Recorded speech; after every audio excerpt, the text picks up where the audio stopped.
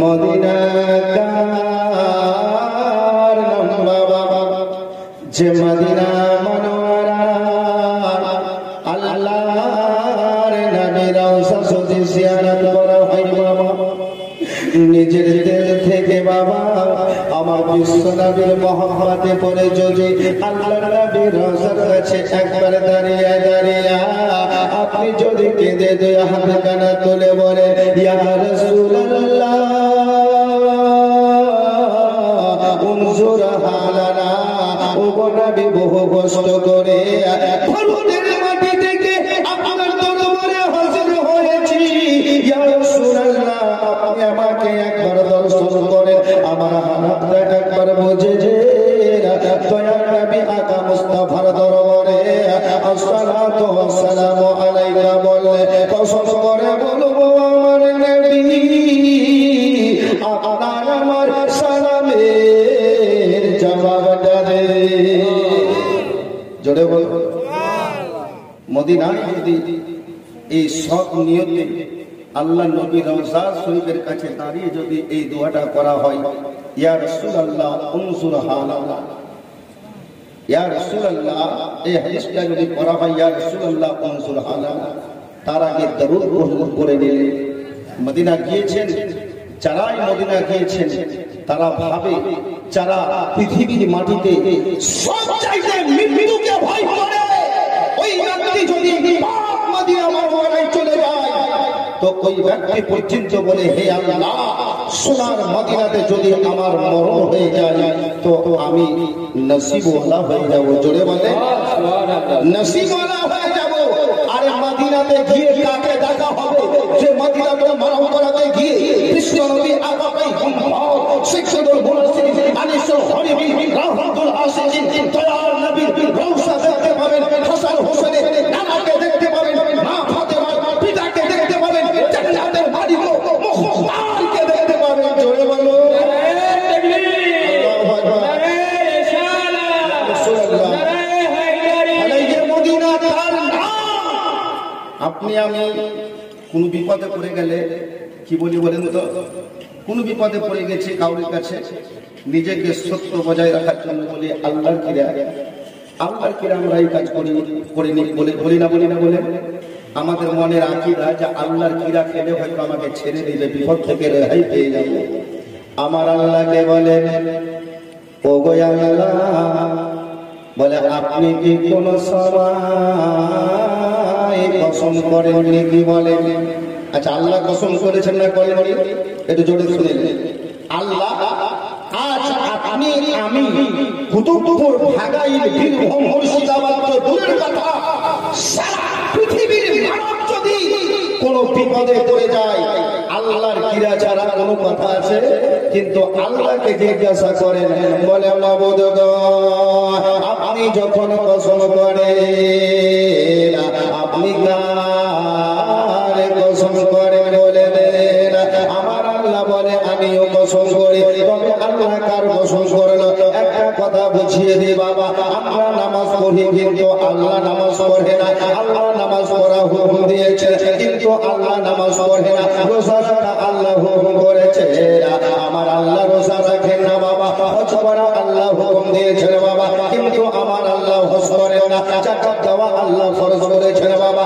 আল্লাহ যাকাত দেন না বাবা কিন্তু কুরবান দেন মুসলমান আমার বিশ্ব নবীর উপরে মহান আল্লাহ তাআলা দরুদ পড়া ফরজ করেছে আর আমার আল্লাহ নিজে নবীর নামে দরুদ পড়ে জোরে বলেন ও গো আল্লাহ বলে আপনি যখন কসম করেন বলে কার কসম করেন আল্লাহর কোরআন উঠিয়ে দেখো বাবা খোদা নবী আল্লাহ পাক নিজের কোরআনে বলেন লা উকসিমু বিহাযাল বালাদ ওয়া আনতা হিল্লু বিহাযাল বালাদ আমার আল্লাহ কসম করছেন কোরআনে বলছেন যে হে নবী তুমি যে শহরে শুয়ে আছো যে শহরে তুমি আরাম ফরমাচ্ছ ওই শহরের কসম করছি আমি আল্লাহ জোরে বলে তাহলে মদিনার কত মর্যাদা বলে আজ এক সম্প্রদায় মুসলমান যারা মক্কা পর্যন্ত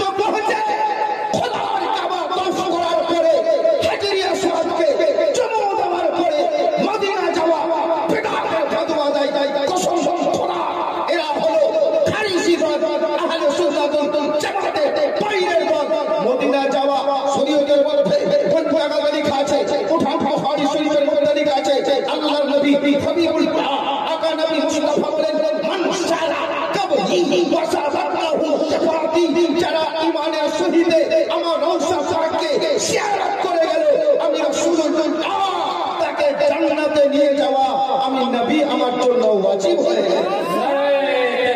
আল্লাহু আকবার। মুসলমান বুঝে গেল যে আমার রাসূলুল্লাহ রওজা পর্যন্ত যাওয়া হজের জন্য জরুরি আছে। কেউ যদি মদিনা না যায় তো জানতে হবে তার হজ মুকাম্মাল হয়নি, আল্লাহর দরবারে কবুল হয়নি। আর নবীর মুহাব্বত যদি না থাকে হজ কবুল হবে না। আপনি বলবেন মাওলানা এটা কোন জায়গাতে লেখা আছে? কোন জায়গাতে লেখা আছে? উঠান তিরমিজি শরীফ পৃষ্ঠা নাম্বার বলছি, তিরমিজি শরীফ প্রথম খণ্ড 64 পৃষ্ঠা 6-4 লেখা আছে হাদিসের রাবি হযরত উমর ইবনে খাত্তাব আন উমর ইবনে খাত্তাব قال ان الدعاء موقوف بين السماء والارض لا يسجد شيء حتى تصلي على نبيك সুবহান আল্লাহ। তিরমিজি শরীফটা কি দেখেন, যোগ্য মাওলানা সাহেব বসে আছেন, আমার আনারুল চাচা কামিলউদ্দিন সাহেব, মাওলানা আব্দুল সত্তার বসে আছেন। তিরমিজি শরীফটা সিয়াসাত হাদিসের মধ্যে একটা 6খানা যে সিয়াসাত হাদিস আছে তার মধ্যে একটা সিয়াসাত হাদিসের প্রতি যার অবিশ্বাস থাকবে, যে বিশ্বাস করবে না সে মুসলমান থেকে খারিজ হবে, সে কাফের হয়ে যাবে। তো তিরমিজি শরীফ প্রথম খণ্ড 64 পৃষ্ঠা হাদিসটা পড়লাম, আন উমর ইবনে খাত্তাব قال ان الدعاء موقوف بين السماء والارض لا يسمع منه شيء حتى تصلي على نبيك। হযরত উমর ইবনে খাত্তাব থেকে বর্ণিত আমার নবী করিম সাল্লাল্লাহু আলাইহি ওয়াসাল্লাম বলেছেন, তোমাদের কোন দোয়া কোন ইবাদত আল্লাহর দরবারে কবুল হবে না, মহান আল্লাহর দরবারে পৌঁছে যাবে না যতক্ষণ হাত্তা তুসাল্লি আলা নবিয়িকা, হাত্তা তুসাল্লি আলা নবিয়িকা। আরবি গ্রামার অনুযায়ী হযরতরা বলতে পারছেন হাত্তা, একে আরবি গ্রামারে হুরফে জাররা বলা হয়। এর হাত্তা মানে হলো ইহাদাতে, মানে এতক্ষণ পর্যন্ত হাত্তা তুসাল্লি আলা নবিয়িকা, বিশ্ব নবীর উপরে মুহাম্মদের সহিত যদি দরুদ না পড়া হয় তোমার নামাজ কবুল হবে না, হজ কবুল হবে না, যাকাত কবুল হবে না, কোন ইবাদত খোদার দরবারে কবুল হবে না। ইবাদত গুলো জায়গায় খায়, শুনবেন না বলেন শুনবো। যদি ইবাদত করে নিলাম তো গেল কোথায়?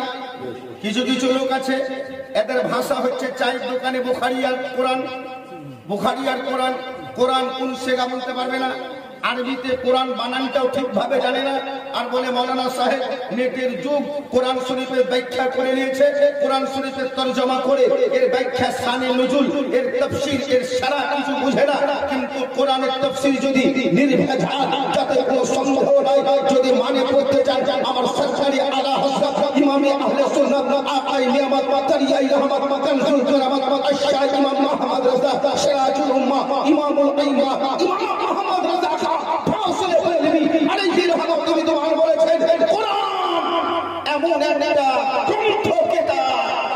কোরআনের মধ্যে সব তোমার ভরা আছে, কিন্তু তোমার বুঝার এক আছে, আছে না? আমার আলা হযরত মুআজ্জাজ সামানী کرام কে তাফসীর করেছেন, মানে করেছেন, এই বই আমাদেরকে পড়তে হবে। বলতে যাচ্ছিলাম সোনার মদিনা আকা মুস্তাফা দরবারে যদি না যাওয়া যায়, যদি আজ নবীর উপরে মুহাম্মদের সহিত মদিনা জিয়ারত করা যায়, নামাজ তোমার গেল কোথায়? নামাজ যে সারা জিন্দেগি পড়লেন কোথায় গেল?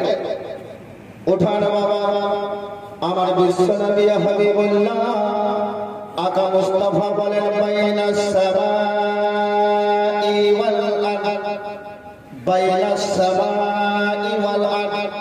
আরদ মানে জমিন, আর সামা মানে আসমান, আসমান আর জমিনের মধ্যস্থলে তোমার নামাজ রোজা হজ যাকাত মওকুফ হয়ে গেল। আল্লাহর দরবারে একটাও ইবাদত হচ্ছে না। জোরে বলো নামাজ যদি খোদার দরবারে পৌঁছাতে হয়, যদি রোজা পৌঁছাতে হয়, দয়ার নবীর মুহাম্মদের প্রয়োজন, বিশ্ব নবীর মুহাম্মদের প্রয়োজন আছে। বাবা একটা কথা বলবো গো, এ মাওলানা সাহেবের বাড়ি বাড়ি হলো যত, ইনি জঙ্গিপুর থেকে এসেছেন বাবা। যদিও ইনার বাড়ি নাতুরা, তবে বেরাদারানে ইসলাম কোন প্রকারে যদি কুতুবপুর আসে, আর কুতুবপুর আসার পরে যদি আমার সঙ্গে মোলাকাত না করে, আমার খোঁজ খবর যদি না লাগে, বলে এটা কেমন মহাহদ হলো গো বাবা। আপনাকে আমি ভালোবাসি বাবা, আপনার গ্রামে আমি গেলাম, আপনাকে আমি মোলাকাত করলাম না, এটা কেমন করে হতে পারে বাবা? যে যাকে মহব্বত করে বাবা, সে তাকেই খুঁজে নেয় বাবা। আজ মদিনা মদিনা করলাম, নামাজের মধ্যে পড়লাম আত্তাহিয়াতু লিল্লাহি ওয়া সালাওয়াতু আত-তাইয়্যিবাতু আসসালামু আলাইকা আইয়ুহান নবী। ওগো নবী গো, তোমাকে ফরজ নামাজে সালাম দিয়েছি, ওগো নবী তোমাকে সুন্নাত নামাজে সালাম দিয়েছি, ওগো নবী তোমাকে নফল নামাজে সালাম দিয়েছি, ওগো নবী তোমাকে কতবার আমি সালাম দিয়েছি। আজ মক্কায় আল্লাহর কাবা তওয়াফ করলাম, আর মদিনা আমি গেলাম না, এটা বেয়াদবি ছাড়া আর কিছু হতে পারে না। ঠিক না ঠিক বলে? মদিনা, মক্কা থেকে মদিনা কিতাব লিখছে 326 কিলোমিটার কিতাবে লিখছে, আর এখন রাস্তা যিনারা হজ করে আসছেন, উমরা করে আসছেন, ওনারা বলছে 400 কিলোমিটার। তো মাত্র 300 কিলোমিটার দূরে মক্কা কাবা শরীফ জিয়ারত করার পর যদি মদিনা না যায়, তাহলে জানতে হবে নবীর সঙ্গে আমার মহব্বত আছে। হ্যাঁ, কত? 450 কিলোমিটার। কিন্তু সিরাতে মুস্তাফা কিতাব লিখছে 326 কিলোমিটার। যাই হোক, রাস্তা তো এখন ভালো ভালো বিভিন্ন দিক দিয়ে হয়। হ্যাঁ, এখন যদি আমি পবনপুর যাই আমাদের মাঠ দিয়ে, তাহলে কেমন হবে? আর যদি বর্ষাপকতে ঘুরে যায়, তো কিতাব লিখছেন আব্দুল মুস্তাফা সিরাতে মুস্তাফাতে যে 326 কিলোমিটার, কিন্তু এখন 450 কিলোমিটার রাস্তা। রাস্তা খুব ভালো। তো বিরাদার, তাহলে মদিনা যদি না যান, জানতে হবে ও দয়াল নবীর মহব্বত অন্তরে নাই। কবি কি বলছেন শুনুন, যেটা বলছিলাম, মনে মনে